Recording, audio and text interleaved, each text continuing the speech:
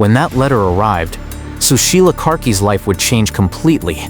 Nepal's first female Chief Justice had no idea that morning that the contents of the envelope on her desk would drag her into history's greatest battle for justice and expose the deepest secrets she had hidden in her past. The autumn morning in Kathmandu was cold.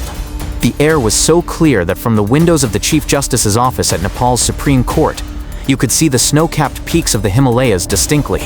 Sushila Karki never tired of looking at this view as she took her last sip of coffee.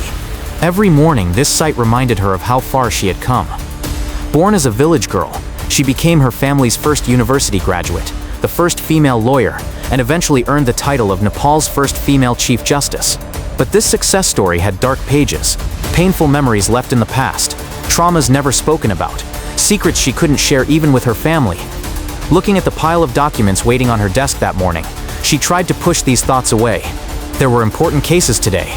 The decision in the women's rights case could affect the future of thousands of women in Nepal. She felt the weight of this responsibility on her shoulders. Her secretary Maya knocked gently and entered. In her mid-40s, reliable and loyal employee who had been with her since her presidency. She had the morning mail in her hands as always. "Good morning, Chief Justice ma'am. The morning mail has arrived.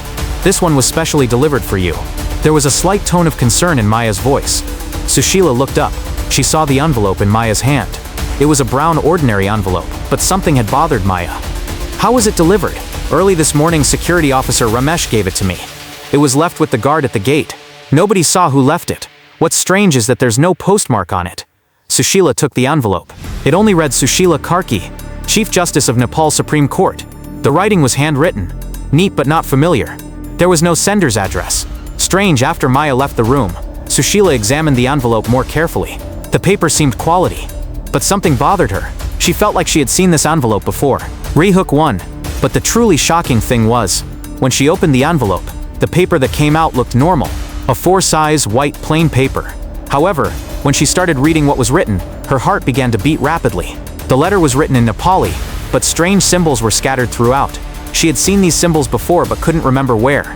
"Dear Sushila Karki, the time has come to settle accounts with the past. For 15 years, you have hidden behind silence, but now it's time for the truth to come to light. Do you remember your sister Kamala's file? That file wasn't lost, it was just hidden, and now all the documents are in my hands. The evidence Kamala collected in her final days, the real cause of her death, the decisions you made in those days. If you want justice, come to the garden behind the old Naitapola temple in Bhaktapur tomorrow night, at exactly 11 p.m. Come alone, tell no one. This is your last chance to learn the truth, just spirit." Sushila's hand began to tremble.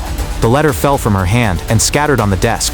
Hearing her sister's name, after all these years, Kamala. Kamala Karki, her sister, 5 years younger than Sushila. She had died under mysterious circumstances when she was only 16 years old. 15 years ago. At that time, Sushila was a young lawyer trying to follow up on her sister's case. But the defendant with strong political connections had been acquitted. The file had disappeared. Witnesses had been silenced. The matter had been covered up. Kamala's death had officially been recorded as suicide. But Sushila had never believed it. Her sister wasn't depressive. She had plans for the future. She was preparing for university exams. Why would she commit suicide? In those days, Sushila had just started her legal career. She was inexperienced, had no connections. She had tried to fight against injustice but remained powerless. This failure had affected her very deeply. Perhaps this was the biggest motivation for reaching her current position. The strange symbols in the letter caught her attention. Where had she seen these symbols before? Suddenly her heart stopped. She remembered. In Kamala's diary, similar symbols were in the last pages Kamala wrote before she died. She jumped up hastily. She ran to the large antique filing cabinet in her office. In the bottom drawer, under special lock, was an old metal box she kept. The key to this box never left her side. Inside were Kamala's last belongings, her diary, her last letter, a few photos. When she opened the box, Kamala's scent still came, lavender. She always used lavender soap. She took the diary in her hands. The brown leather cover was worn, but the contents inside were still clearly readable. As she approached the last pages, she found it. Kamala's last entry, written 3 days before her death. "I'm very scared today, sister. But now it's time to tell the truth. If I don't have the courage to stand against them, you speak for me. If something happens to me, remember these symbols, Ovrivsta. The truth is hidden here. They can't silence me. Justice will eventually triumph. Sister, I love you so much. Bring justice for me." Sushila's eyes filled with tears. Kamala's handwriting was so clear, as if she had written it yesterday. These symbols, they were the same. The symbols in the letter and diary were identical. What did this mean? Why had Kamala used these symbols? And now, 15 years later, someone was sending her a letter using these symbols. This couldn't be a coincidence. The phone rang. The internal phone on the desk. It was her secretary, Maya. "Chief Justice, ma'am, there's an urgent call for you." They're not saying their identity, but stating it's very important, that they can only speak with you. Their voice sounds strange. Sushila's heart began to race. Strange how? Like robotic, as if it's been altered. Should I put it through? Put it through. She heard a high-pitched robotic voice on the line. A voice changer was clearly being used. "You received the letter, Sushila Karki. You must have also found Kamala's diary. Now you understand, don't you? I know everything that happened 15 years ago. The decisions you made in those days too. If you don't come tomorrow night, the people of Nepal will learn how you betrayed your sister. The documents I give to the media will end your career. Who are you? What do you want?" "I want justice, Sushila Karki. The justice you couldn't give 15 years ago. Tomorrow night, at exactly 11 p.m. Bhaktapur. Don't forget, come alone." The line went dead. Sushila stood frozen by the phone. The caller knew her very well. How did they know she was aware of Kamala's diary? And most importantly, what did it mean to say you betrayed your sister? She tried to remember what happened 15 years ago. Kamala had died. A case was opened but quickly closed. At that time, Sushila was still a young lawyer and didn't have the power to resist the system. But had she betrayed? She had fought as hard as she could for Kamala, or had she? That evening, on her way home, her head was confused. She noticed the black cars parked in front of her house. Normally there wouldn't be such cars around here. Was someone following her? When she reached her front door, she found another envelope. This time it read urgent, personal in the same handwriting. As soon as she entered, she opened the envelope. This time there was a photograph inside, from 15 years ago. A photo taken the night Kamala was last seen. But Sushila had never seen this photo. In the photo, Kamala was sitting in a cafe, but she wasn't alone. There was a familiar face next to her. Very familiar? She was shocked. The person in the photo was current Justice Minister Raj Gautam. 15 years ago, he was still a young prosecutor, and the person who had closed Kamala's case. But this photo showed they had known each other before. It captured a moment when they met before Kamala's death. What did this mean? Why had Raj Gautam never mentioned this? He hadn't said he knew Kamala, only that he had closed the official case. On the back of the photo was writing, "Everything isn't as it seems, Sushila." Do you want to know what Raj Gautam discussed with Kamala that night? What offer he made her? Why Kamala rejected him? And what happened as a result? If you come tomorrow night, you'll find answers to all your questions. But be careful. Some things you learn may upset you greatly. The next day at court, she couldn't concentrate on any subject. Even during hearings, her mind kept staying on the letter and photograph. She kept thinking about what Raj Gautam might have discussed with Kamala. Raj Gautam, she knew him from those days. She had actually encountered him in Kamala's case. He was a young, ambitious prosecutor. Well-dressed, handsome, charismatic. He also had political connections. He had closed Kamala's case very quickly. He had said there were missing documents in the file, that witness statements were insufficient. At that time, Sushila had been very angry at this decision. She had argued with Raj Gautam several times, but Raj always told Sushila the same thing. This case is very complex. It has political dimensions. You're still a young lawyer. You can't understand these matters. For your family's good, drop this case. Now thinking about it, why had Raj insisted so much that they drop the case? And if he had a secret meeting with Kamala, why hadn't he mentioned it? During the court break, she called her special assistant Deepak. Deepak was in his 30s, intelligent and loyal. He was a law school graduate, and one of the people Sushila trusted most. "Deepak, I'm going to give you a very secret and personal task. Only you can do this." "Of course, Chief Justice ma'am, what do I need to do?" "I want you to find Kamala Karki's file from 15 years ago. It's officially recorded as missing, but a copy of this file must be somewhere. Court archives, prosecutor's archives, police records, research everything. Find this file no matter what it costs." Deepak was surprised. He knew she was his sister but had never discussed this topic. "Chief Justice ma'am, this is a very sensitive matter. If this investigation comes to light, no one will know. This stays between us. But it's very important, Deepak. Maybe I need this file to make the most important decision of my life." "I understand. I'll start immediately. But, Chief Justice ma'am, last month while doing another research in the archives, I think I saw this name among old files. Kamala Karki. It might be in the secret archive section." Sushila's heart began to race. Secret archive? What's that? There's a section in the court's basement that can only be entered with special permission. Sensitive cases, files considered state secrets, closed investigations. They're kept there. Only high-ranking officials can enter. Have you ever entered? A few times, but only to deliver documents. I don't know the contents fully. But if Kamala Karki's file is still somewhere, it's most likely there. That evening Sushila waited at the court until late hours. After waiting until 10 p.m., when the security guard's shift changed, she decided to enter the secret archive with the information Deepak had given her. The court's basement floors were rarely visited anyway. At night, they were completely empty. She took the elevator to the bottom floor. Long corridors, metal doors. It was like being in a labyrinth. The secret archive's door was different from the others. It had a special lock system. She was able to open the door with her Chief Justice identity. Inside was like a completely different world. Hundreds of metal shelves, thousands of file boxes. Each box was arranged according to their dates. 2009, 2008, 2007. There it was.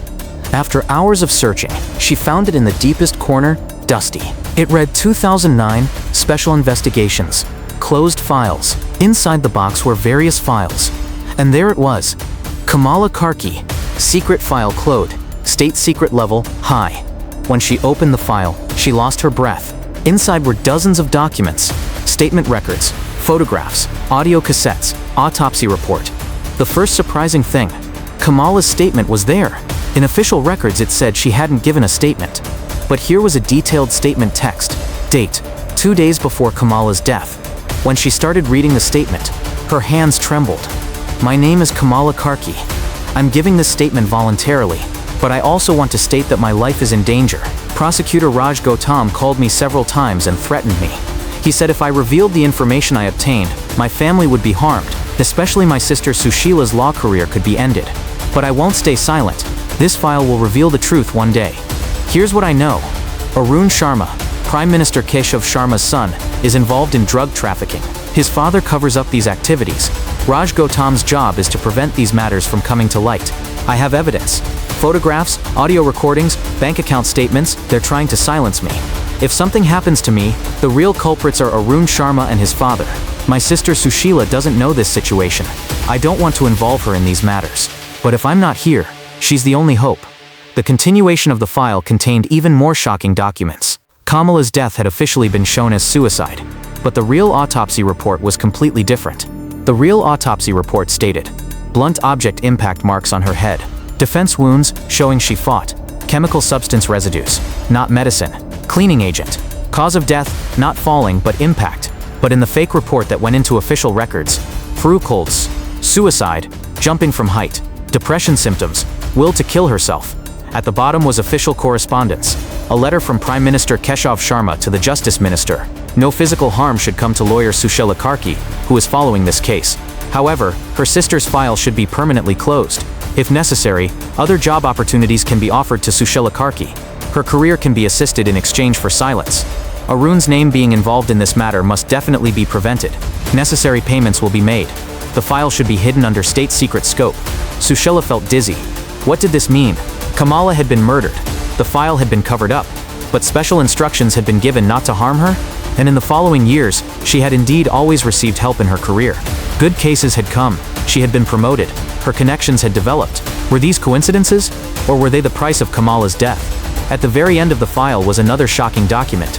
Raj Gautam's report to the Prime Minister. The Kamala Karki matter has been handled. The girl was hiding the collected documents in a secret place. The location of the documents couldn't be learned. Her sister Sushila Karki is suspicious but doesn't know the truth yet. Sushila Karki can be used for future control. She's a good lawyer, idealistic, but her attachment to family is her weak point. This can be used. My recommendation, let's support Sushila Karki's career but control her. If she turns against us in the future, we'll have leverage. Sushila had now seen the truth. For 15 years, she had lived a life planned by Kamala's killers. Was every success in her career actually a reward given to control her? And the secret documents Kamala mentioned, where were they?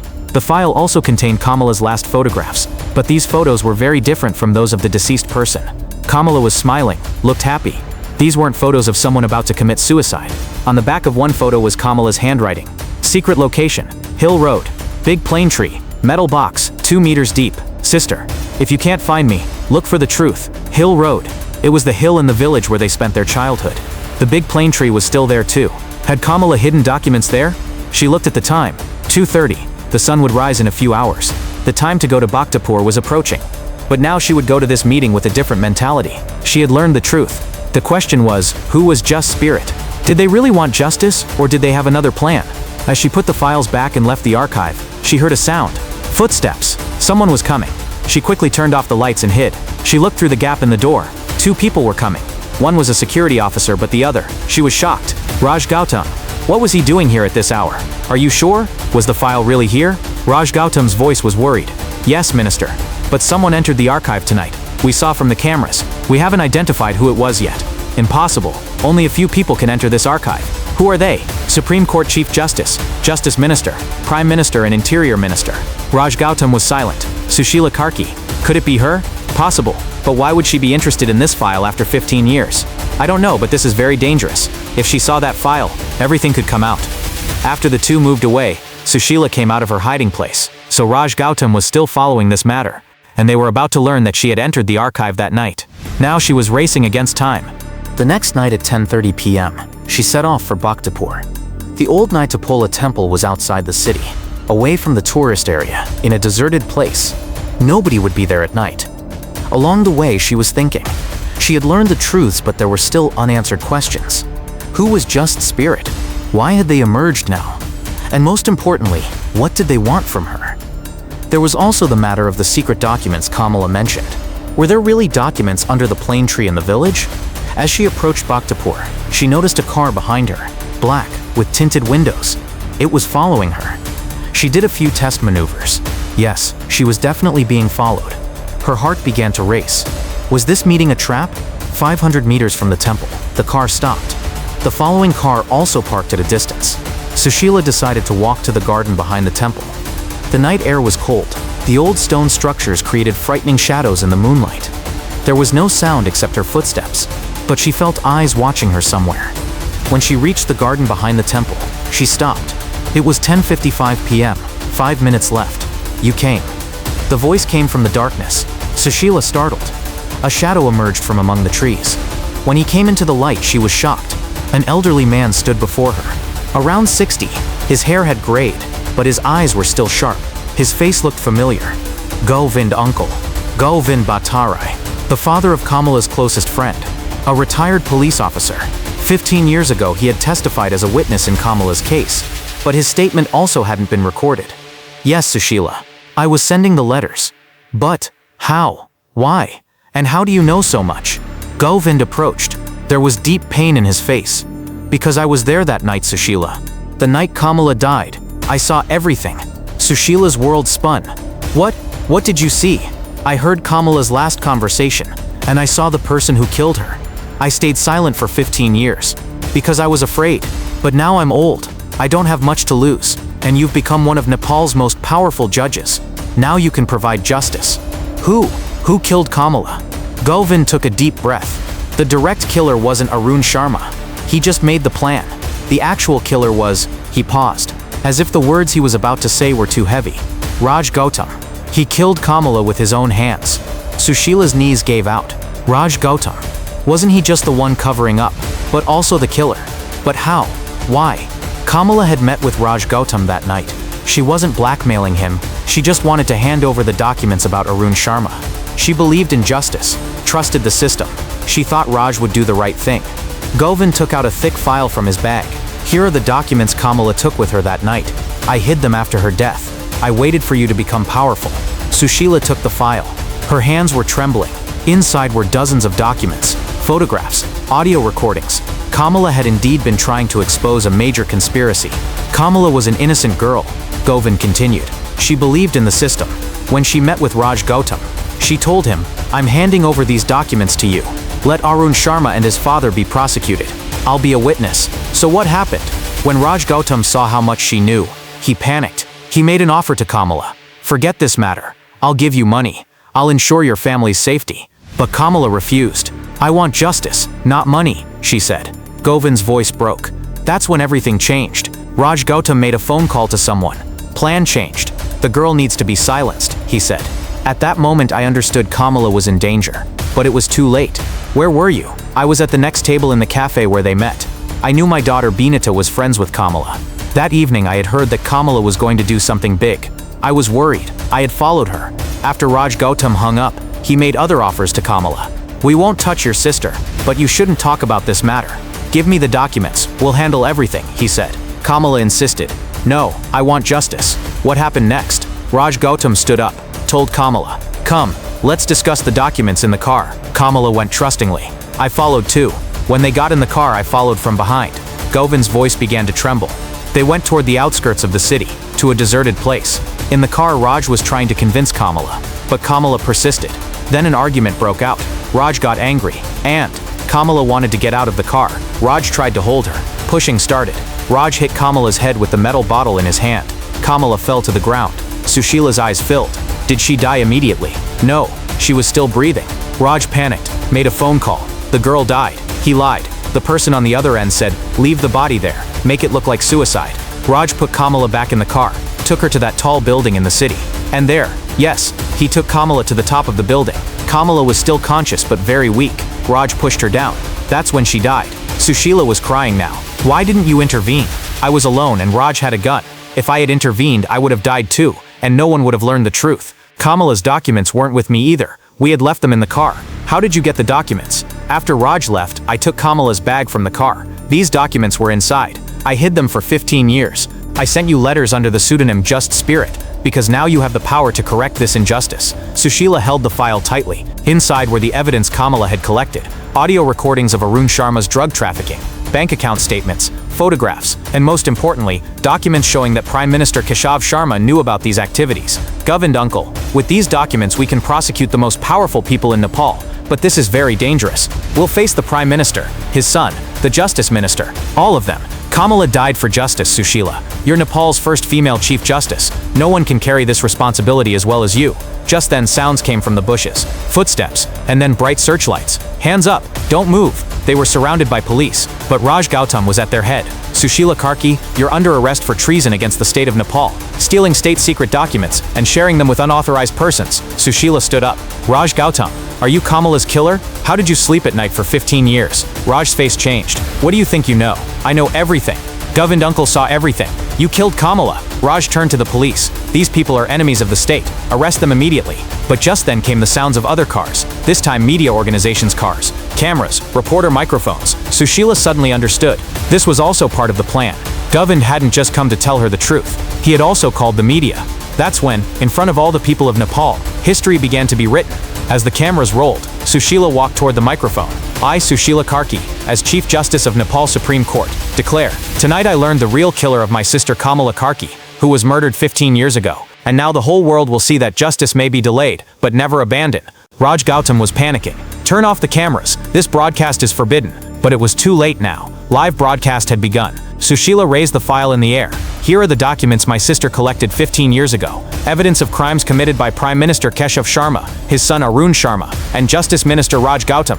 At that moment Raj Gautam drew his gun. Drop the file, Sushila. Or else. But Govind jumped forward. For Kamala, he shouted. Gunshot. Govind fell to the ground. Sushila screamed. Did you see? This man killed an innocent girl like this 15 years ago too. The media went crazy. An attempted murder on live broadcast. Raj Gautam looked around. There was no escape now. It had been broadcast live on all Nepal television stations. Sushila knelt beside wounded Govind. Govind uncle, the ambulance is coming. Hold on. Sushila, the documents. Protect them. Kamala's soul will find peace. At that moment, a message came to her phone. Unknown number. Sushila, you're too late. A copy of the documents is already in the media. Tomorrow morning everything will come out. But be careful. Raj is just a pawn. The real power holders are stronger. The war is just beginning.